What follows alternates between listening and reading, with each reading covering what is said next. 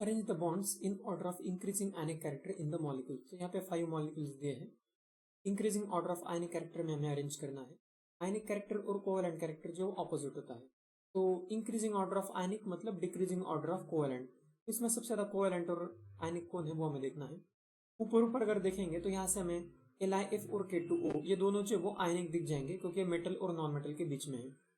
बाकी जो तीनों है ये सारे नॉन मेटल्स के ही है। तो ये बाकी जो तीनों है ये तीनों जो है वो कोवेलेंट कंपाउंड्स दिख रहे हैं अभी।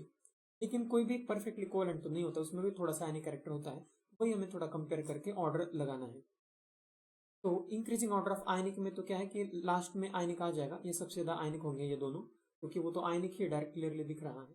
तो ये लास्ट में आने चाहिए ये दोनों। और सबसे कम आयनिक जो होगा वो फर्स्ट आना चाहिए। तो ये तीनों कोवेलेंट में किसी कंपैरिजन हम करेंगे, उसके लिए हम देखते हैं पोलैरिटी। तो पोलैरिटी का मीनिंग क्या होता है कि जब इलेक्ट्रोनेगेटिविटी का डिफरेंस होता है एटम्स के बीच में, तो जो ज्यादा इलेक्ट्रोनेगेटिव है वो इलेक्ट्रॉन को खींच लेता है और वो थोड़ा डेल्टा माइनस हो जाता है, डेल्टा माइनस चार्ज उसमें आता है। इस एग्जाम्पल के लिए अगर यहाँ पे हम N2 का स्ट्रक्चर देखेंगे, N2 का स्ट्रक्चर इस तरह से होता है। दोनों का इलेक्ट्रोनेगेटिविटी तो सेम ही होगा क्योंकि सेम ही एटम है। तो कोई भी किसी की तरफ खींचेगा नहीं, इक्वल है दोनों। तो इसमें कोई भी डेल्टा प्लस डेल्टा माइनस नहीं होगा। तो ये क्या होगा, लिस्ट पोलर होगा। लिस्ट पोलर का मतलब है कि लिस्ट आयनिक, क्योंकि इसमें आयनिक जैसा कोई भी कैरेक्टर नहीं है, डेल्टा प्लस डेल्टा माइनस थोड़ा भी चार्ज नहीं है। तो ये तो एक नंबर होना चाहिए इंक्रीजिंग ऑर्डर जब हम लिखेंगे आयनिक का। तो फर्स्ट नंबर पे N2 होना चाहिए। तो वैसे C और D में है, A और B ऑप्शन इसलिए तो नहीं होंगे आंसर में। C और D में बस हमें अब देखना है।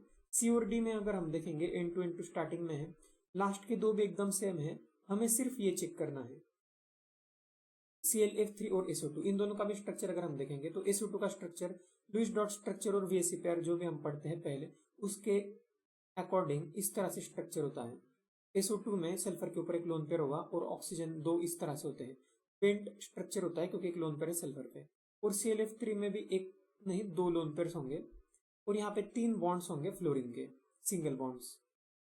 अब इसमें अगर देखेंगे तो इसमें डेल्टा प्लस डेल्टा माइनस आ जाएगा क्योंकि डिफरेंस इलेक्ट्रोनेगेटिविटी में सेम एटम तो नहीं है नाइट्रोजन जैसे। तो ऑक्सीजन ज्यादा इलेक्ट्रोनेगेटिविटी, ऑक्सीजन डेल्टा माइनस होगा यहाँ पे। सल्फर से दोनों ऑक्सीजन इलेक्ट्रॉन खींचेंगे तो सल्फर डेल्टा प्लस हो जाएगा। इसमें क्या होगा ClF3 में, इसमें भी फ्लोरीन जो है वो तीनों फ्लोरीन इलेक्ट्रॉन खींचेंगे। फ्लोरीन सबसे ज्यादा इलेक्ट्रोनेगेटिव होता है तो ये बहुत स्ट्रांगली इलेक्ट्रॉन खींचेगा। ये तीनों जो है वो डेल्टा माइनस हो जाएंगे। फ्लोरीन थोड़ा ज्यादा ही डेल्टा प्लस हो जाएगा क्योंकि ज्यादा 3 फ्लोरीन जो है वो खींच रहे हैं, वो भी सबसे ज्यादा इलेक्ट्रोनेगेटिव जो होता है वो। तो इन दोनों में देखेंगे पोलैरिटी थोड़ा ClF3 में ज्यादा ही होगा। तो ये आयनिक भी जो है वो थोड़ा ज्यादा हो जाएगा क्योंकि इसमें थोड़ा ज्यादा डेल्टा प्लस डेल्टा माइनस आ जाएगा क्योंकि फ्लोरीन सबसे ज्यादा इलेक्ट्रोनेगेटिव है और 3-3 कनेक्टेड है वो इसलिए। तो यहाँ पे ज्यादा आयनिक है तो ये बाद में आना चाहिए, मतलब C ऑप्शन में जैसे है उस तरह से। तो ये आंसर हमारा हो जाएगा इस क्वेश्चन का C। लास्ट का जो है वो तो दिया ही है, लेकिन अगर वो भी ठीक से देखना है तो ऐसा है कि जिस आयनिक कंपाउंड में फ्लोरीन है वो तो सबसे ज्यादा आयनिक होता है क्योंकि फ्लोरीन जो है वो पोलराइज नहीं होता है। फ्लोरीन का साइज भी छोटा होता है और ज्यादा इलेक्ट्रोनेगेटिव होता है, तो उसका इलेक्ट्रॉन जो है वो कटायन खींच नहीं सकता है। तो थोड़ा कोवेलेंट कैरेक्टर उसमें थोड़ा भी नहीं आता है। पूरा आयनिक जैसा होता है वो, मतलब अनायन जो है वो पूरा का पूरा निगेटिव चार्ज जो अनायन के पास ही होता है और कटायन जो है वो पूरा पॉजिटिव ही होगा। तो इसलिए ये फ्लोरीन है, इसलिए फ्लोरीन है इसलिए ये सबसे लास्ट में रखेंगे अब सबसे ज्यादा आयनिक। तो इस क्वेश्चन का आंसर इस तरह से होगा ऑप्शन C।